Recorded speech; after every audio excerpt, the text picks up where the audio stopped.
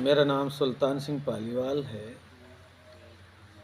जी जी पालीवाल जी, जानना चाहेंगे तिजारा विधानसभा से आप एक निर्दलीय उम्मीदवार के तौर पर जनता के बीच में जा रहे हैं। सर, क्या क्या आपकी प्राथमिकताएं रहेंगी तिजारा के विकास के लिए? क्या आपके मुद्दे रहेंगे और क्या आप जनता को देने वाले हैं?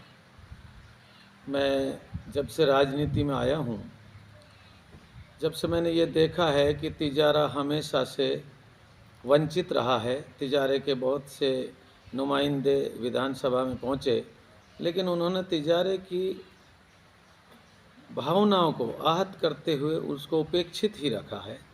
इसलिए मेरा जो मिशन है, अभी भी जो तिजारा को ज़िले की दृष्टि से वंचित रखा गया है, सबसे पहला मेरा कार्य तिजारा को ज़िला बनवाना ही रहेगा, चाहे इसके लिए मुझे कुछ भी करना पड़े। दूसरे, हमारे जो गरीब क्षेत्र हैं, जिसमें मेवात भी एक ऐसा क्षेत्र है जिसमें आज तक किसी भी एमएलए ने या मंत्री ने कोई कार्य नहीं किया, और उसमें कोई विकास का कार्य ऐसा नहीं हो सका जिसको वो प्रखर मुखर रूप से वो बता करके ये कह सकें कि हमने ये कार्य किया। तो उसमें वो कार्य होने चाहिए जिसमें हमारे युवाओं को रोज़गार मिले, हमारे क्षेत्र को कोई प्रगति मिले। इस प्रकार के कार्य का मेरा मिशन है, मेरा लक्ष्य है, और वो मैं करूँगा। जी, तिजारा में सर लोकल आदमियों को रोज़गार नहीं मिलता है और काफ़ी समस्याएं हैं गांवों में। आज तक ऐसे ऐसे गांव हैं जहां तक 47 के बाद यानी विधानसभा में कोई विकास नहीं हुआ है। वहां गांवों में सड़कें नहीं हैं, लोग बहुत परेशान हैं। क्या कहना चाहेंगे सर? बंसल जी, मैं आकर आपको बताऊं तो आप भी कहोगे कि हमारी दृष्टि में ये शायद कैसा है या नहीं आया अभी तक। तिजारे में जो भी एमएलएज बने हैं या जो भी नेता बनकर के उभरते हैं, उन्होंने, क्योंकि उनके पास बहुत पैसा होता है, गाड़ियाँ होती हैं, बंगले होते हैं, उन्होंने नेतागिरी को या फिर राजनीति को एक अपना बिजनेस बना रखा है, और वो कभी भी ये नहीं चाहते कि यहाँ पर ऐसा विकास हो जिसकी आवश्यकता है, लोगों में जागृति आए, क्योंकि जागृति आएगी तो वो सवाल पूछेंगे। तो मैं तो, अगर उनकी दृष्टि से देखा जाए, तो मैं तो एक बहुत रेयर कंडीशन का व्यक्ति हूँ, बहुत गरीब हूँ। आपको दिख रहा है, मैं तो किसान का बेटा हूँ, किसान हूँ, खुद अपनी मेहनत से कार्य करता हूँ। बेशक मैं एडवोकेट हूँ और एडवोकेट का कार्य करता हूँ, लेकिन फिर भी मैं अपने गरीब तबके को निःशुल्क एडवोकेट का कार्य करता हूँ। कोई भी मेरे पास आता है, यदि वो मजलूम है, कमज़ोर है, तो मैं उसको अपना कार्य निःशुल्क देता हूँ। मैं कभी भी उसके आंसू नहीं आने देता हूँ। मेरा प्रथम वर्ग जो है वो कमज़ोर का साथी होना है, और मैं उसका रहता हूँ।